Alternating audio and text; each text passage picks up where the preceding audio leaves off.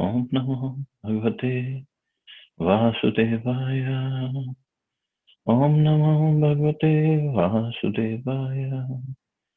Naranam Namaskritya Naram Chat Narottamam Devim Saraswatim Vyasam Tato Jayam Diri Nashtaprayeshu Vatreshu Nityam Bhagavata Sevaya Bhagavati Uttam Shloke Bhaktir Bhavati Naishtiki. So continuing with our discussion on Srimad Bhagavatam, Canto 3, Chapter 7, further inquiries by Vidura, text number 15 onwards. Viduruvacha Sanchinna Sanchayo Mayam Tav Sukhasina Vibho Abhayatrapi Bhagwan Manome Sampradhavati. Vidura said, O powerful sage, my lord, all my doubts about the Supreme Personality of Godhead and the living entities have now been removed by your convincing words. My mind is now perfectly entering into them. The science of Krishna, or the science of the God and the living entities, is so subtle that even a personality like Vidura has to consult persons like the sage Maitreya. Doubts about the eternal relationships of the Lord and the living entity are created by mental speculators in different ways. But the conclusive fact is that the relationship of the God and the living entity is one of the predominator and the predominated. The Lord is the eternal predominator, and the living entities are eternally predominated. Real knowledge of this relationship entails reviving the lost consciousness to this standard. And the process for such revival is devotional service to the Lord. By clearly understanding from authorities like the sage Maitreya, one can become situated in real knowledge, and the disturbed mind can thus be fixed on the progressive path. So Vidurji is asking questions because he is already at such a high level, and this is his humility that he is asking these basic questions to Maitreya Muni. And basically, this is for us also to understand. No matter how much we make advancement on the path of bhakti, it's always good to approach a bona fide spiritual person and humbly ask him questions. Not that we show off our advancement in front of spiritual people. And look at the humility of Vidurji. He's saying, "Oh, now I understand." He has already understood everything, but he's saying, "Now I understand," giving full respects to Maitreya Muni. and Prabhupada also says, now this is conclusive fact that the relationship between God and living entities is our predominator and the predominated. The living entities are always controlled by the Lord through his different energies. So by understanding from authorities like the sage Maitreya, one can become situated in real knowledge, and the disturbed mind can thus be fixed on the progressive path. The disturbed mind was compared to that the water in the bucket or the pot where we see the reflection of the moon. So if the water moves, the moon appears to be moving. So that disturbance of the mind can only go away if we engage ourselves in devotion service. Text 16. Satvetat vyahritam vidvannat mayayanam hre abhati apartham nirmulam vishwamulam na yadvahi. O learned sage, your explanations are very good, as they should be. Disturbance to the conditioned soul have no other basis than the movement of the external energy of the Lord. A living entity's unlawful desire to become one with the Lord in every respect is a root cause of the entire material manifestation. For otherwise, the Lord has no need to create such a manifestation, even for his pastimes.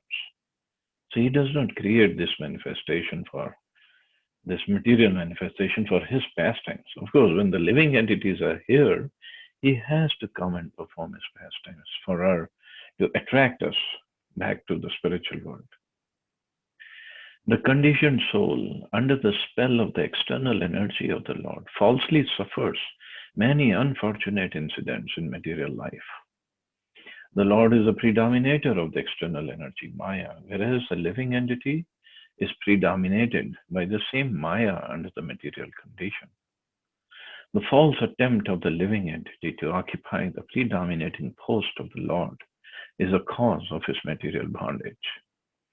And the conditioned soul's attempt to become one with the Lord is the last snare of Maya. Our only problem is we want to become the Lord. We want to act like the Lord. But we are not. We cannot be. And Maya is there to teach us a lesson if we try to become the Lord. If we even desire to become like a Lord. We would like a Lord, but to be the controller, to be the proprietor, to be the enjoyer. Only Krishna. Ekela Ishvara Krishna or Sabhrityam, Chaitanya Charitamrita says. There's only one Ishvara, that is Krishna. Everybody else is a servant. Even his expansions, forget about the living entities. So as soon as we come to this realization, this knowledge, this understanding, we'll be very happy. I mean, look at the picture behind me. It's a picture, not a painting. And who wouldn't want to serve Krishna? Everybody. Look at how sweet he is. It's just a picture of a baby. But we can't even imagine Krishna's beauty when he was stealing butter and doing other childhood pastimes. Who would want to be like Krishna? Who wouldn't want to be like mother of Krishna, father of Krishna? Why would anybody want to be Krishna? There's only one Krishna. But this part we don't understand.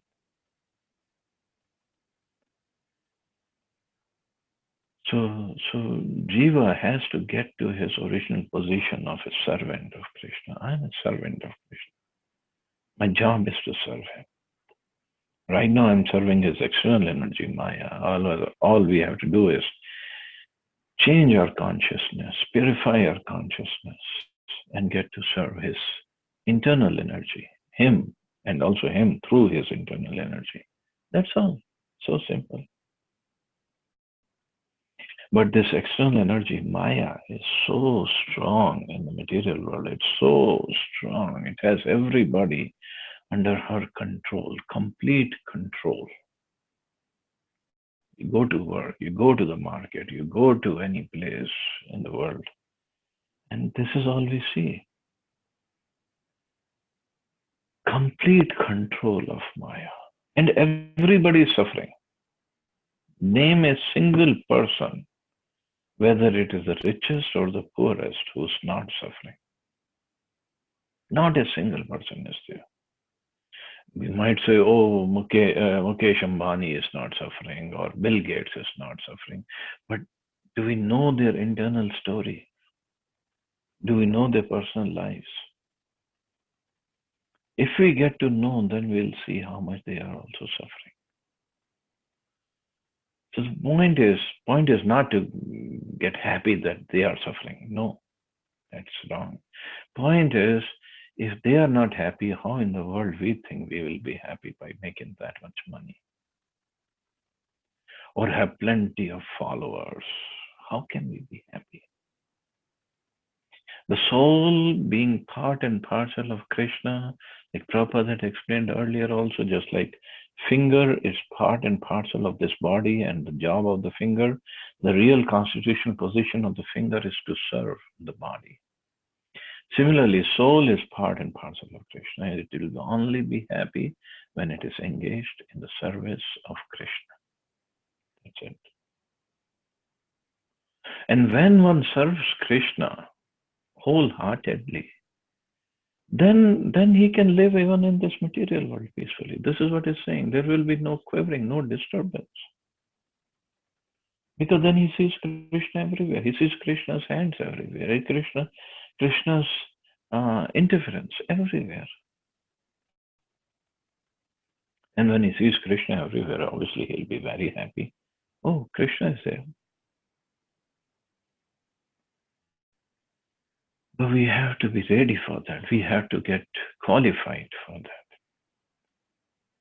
And Vidurji further says, Yascha murtamo loke yascha buddhe param gataha tavubho sukhamedhet klishyati antarito janaha. Both the lowest of the fools and he who is transcendental to all intelligence enjoy happiness, whereas persons between them suffer the material pangs. The lowest of the fools do not understand material miseries. They pass their lives merrily and do not inquire into the miseries of life. Such persons are almost on the level of the animals who, although in the eyes of the superiors are always miserable in life, are unaware of material distress. So, lowest of fools, the crazy people, just like animals, they're living happily because they don't understand there's any problem. It's not a sign of realization, it's a sign of complete ignorance. They just don't know the problems. Prabhupada gives example, a hog's life. Hog's life is degraded in its standard of happiness. A hog's life is degraded in its standard of happiness, which entails living in the filthy place, engaging in sex enjoyment at every opportune moment, and laboring hard in a struggle for existence. But this is unknown to the hog.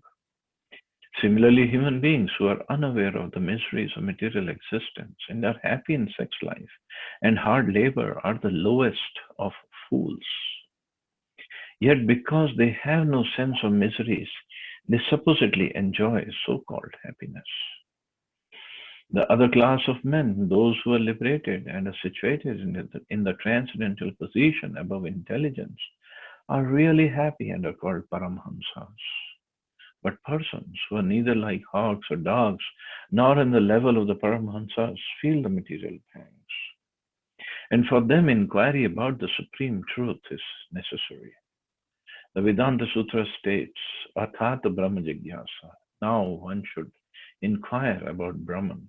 At Brahma Jigyasa. At means now you have come to the human form of life. Now do Brahma Jigyasa, inquire about the Brahman, inquire about the supreme truth.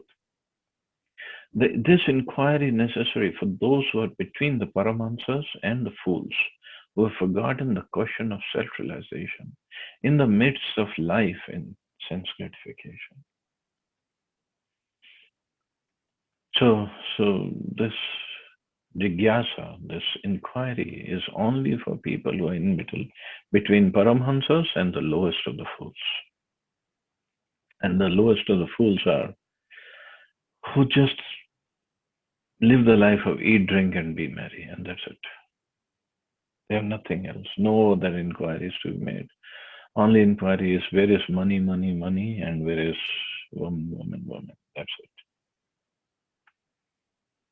And that is 99% of the population actually. Most of the people run after these things. अर्थाभावं विनिश्चित्य प्रतीतस्यापि नात्मनः तां चापि युष्मच्चरन् सेव्याहं परानुदे. But, my dear sir, I am obliged to you because now I can understand that this material manifestation is without substance, although it appears real. I am confident that by serving your feet, it will be possible for me to give up the false idea.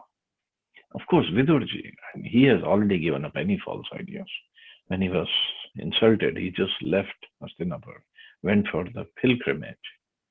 But this is his humility, simplicity. He is saying that by serving your lotus feet, I means by your mercy, it will be possible for me to give up this idea of enjoying this material world.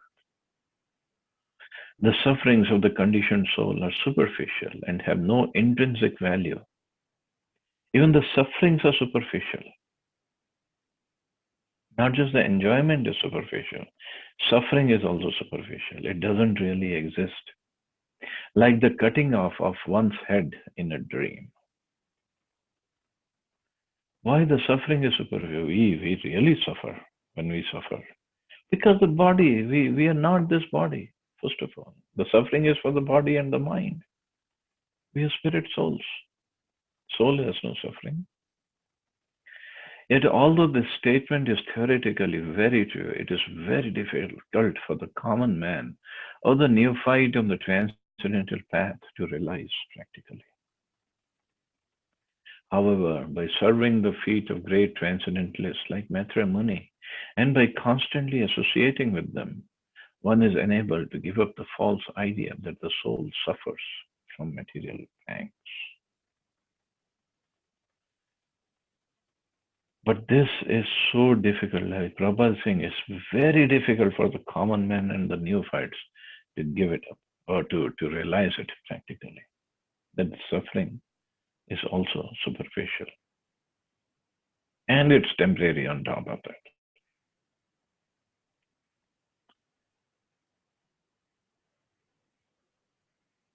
People go crazy about this. This part of sin. Suffering is superficial. If somebody comes and slaps me, my body is hurting. So what do you mean to say this? It is superficial. It doesn't exist. Well, it does exist, but the soul does not suffer. And as long as we identify ourselves with the body, we will have this suffering. Just like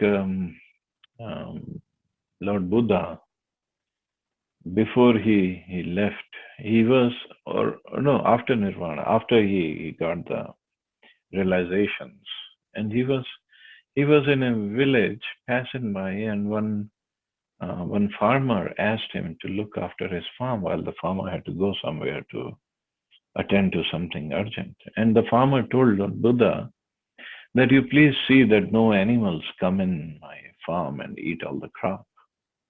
Lord Buddha sat down under the tree and he went into meditation. And as farmer had dreaded, the animals came and they ate up his crop.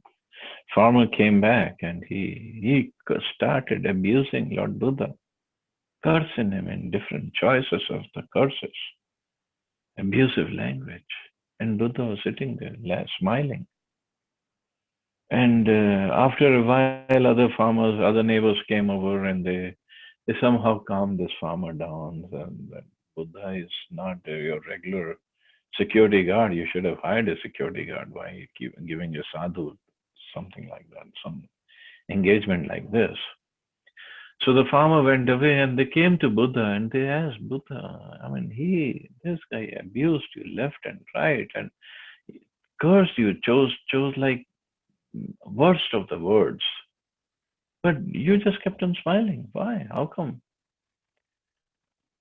Buddha said he kept on giving me those um, names. He calling me those names. Yeah, like in Hindi it is said, no, वो गाली देता रहा पर मैंने ली नहीं.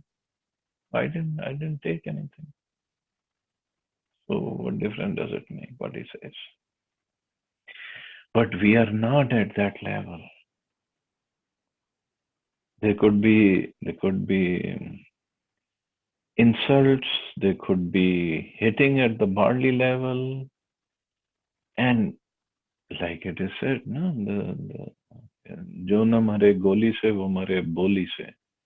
And if somebody says something very bad, it really hurts. It hurts more than if somebody abuses physically. But we have to come to the understanding I'm not this body and I'm not this mind. I'm a spirit soul. And we get disturbed by somebody saying something. So it's not the fault of that person, it is actually our fault when we get disturbed. That our level is so low that anybody says anything and we get disturbed.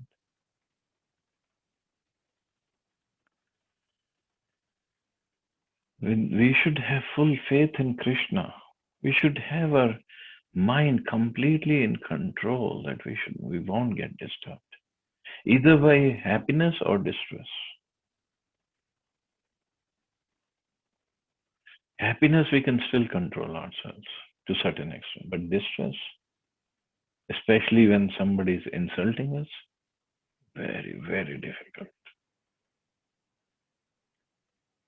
And that too, we have to be a well-wisher of that person. I mean, first thing is to be neutral. On the, I mean, one thing could be negative. We do or say something bad to him. Second thing could be we come to the neutral level, and third is being a well-wisher, being on the positive side. That's even more difficult. But those are the qualities that we have to develop.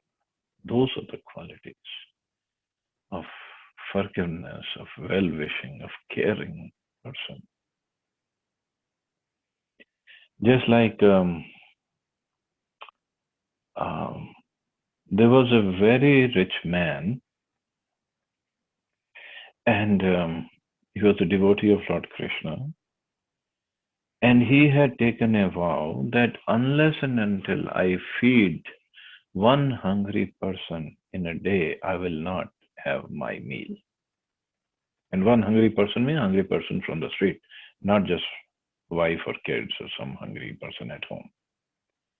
So every day he would go out and find a hungry person, bring him to the house, bring him to his house, and feed him sumptuously. And then when the hungry person leaves, this man would eat. So one day it so happened, whole day he could not find any hungry person in the market. He was roaming around. And until he had taken a vow that he's not going to eat till he feeds somebody. So way towards the end of the day, he found one hungry person. He said, "Are you hungry?" That man said, "Yes, yes, I'm very hungry." "Okay, come home. I'll feed you." So the person went home. So the rich man was about to serve him, and the man, the hungry person, he just wanted to start eating. The rich man said, "At least you pray to God. You just be grateful to Him. You pay thanks to Him that you're getting your food." And this hungry person, he said, "I don't believe in God. I don't think any God exists. You just give me my food." The rich man got really angry. How come he's coming here and telling me there is no God, and why should I feed him? He kicked him out. He said, "Get out of here. I'm not going to feed you. You're so ungrateful." And and the result being that even the rich man didn't eat. He went to sleep without eating. So when he was sleeping in his dream, Krishna came. So Krishna said, "Oh, so you're hungry today, huh? Didn't eat." He said, "Yeah, yeah, yeah, because that man, he was so ungrateful to you. He could not even say prayers that he's getting his food by your mercy." Krishna said, "How old was that man?" Richmond said, "He must be in his 60s or so. He was old." Krishna said, "He is 60 years old, about 60. And I was feeding him for the last 60 years, even though he was abusing me. He was saying all sorts of nonsense things about me. And you could not even feed him for a single day just because he said something about me." So this is Krishna.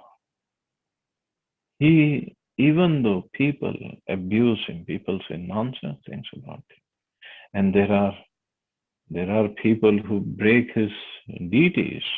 Muslims have done it so many times in so many temples all over India. Still, Krishna feeds them. Still, Krishna maintains them. He takes care of them. Krishna doesn't just take out his Sudarshan Chakra and kill all of them. That is Krishna. I'm not saying we're going to become like Krishna, but we have to develop those godly qualities. That is what makes one dear to Krishna. So all these processes of sadhana bhakti, chanting and reading and service and association and dham yatras or festivals and the fastings, whatever we do, it's basically these are there for us to develop those qualities which makes a soul very dear to Krishna. We read in the 12th chapter of Bhagavad Gita, 12th or 13th chapter, we read when Krishna says, if a person does this, he's very dear to me. If a person does this, he's very dear to me. Nowhere he said, if a person memorizes this many shlokas, he's very dear to me. Or if a person chants these many rounds, 64 rounds every day, he's very dear to me. 64 rounds is great if somebody can chant. But idea is we should develop those qualities. Idea behind chanting and performing all devotion services, we develop those qualities which make us dear to Krishna. We develop this love for Krishna. Love for Krishna means love for all his creation as well. That is what Krishna is looking for in us. And when we come to that level, there is no suffering that will bother us. We look at the suffering, so it's mercy of Krishna. In 10th canto, we'll read the shloka, Tatyanukampartham Susamikshmana Bhunjan evatma kritam vipakam Hirdavag vapurbhir vidadhan namaste Jiveti mukti pate sadai bhak. Means one who understands that all the miseries, all the tribulations that he is suffering from, the devotee says, these are bhunjan ev atma kritam vipakam, means these are my own karma, they are coming back to me.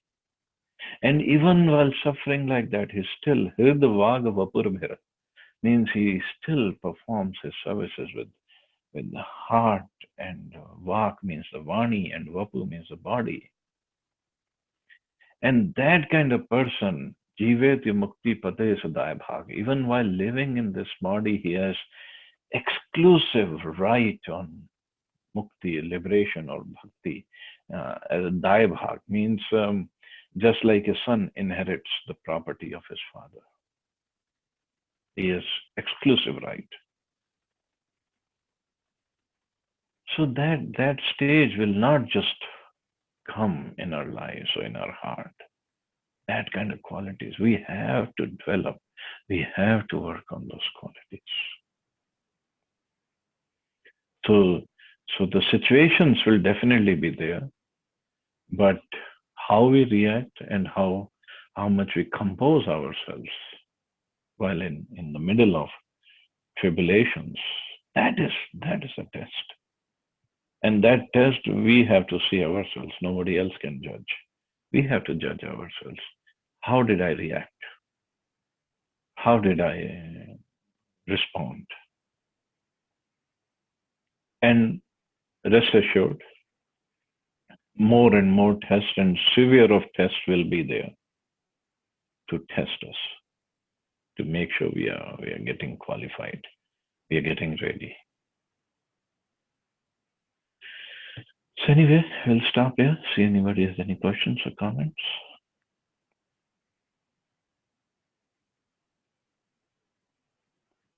Hare Krishna Prabhuji, Dandavat Hare Pranam. Krishna, Dandavat Pranam. Thank you so much, Prabhuji.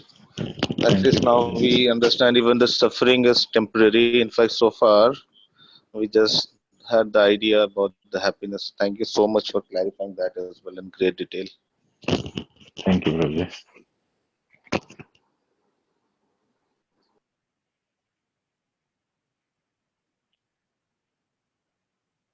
Okay, so we can stop here. You all have a wonderful day. Hare Krishna. Jai Shri Prabhupada. Hare Krishna, Prabhuji.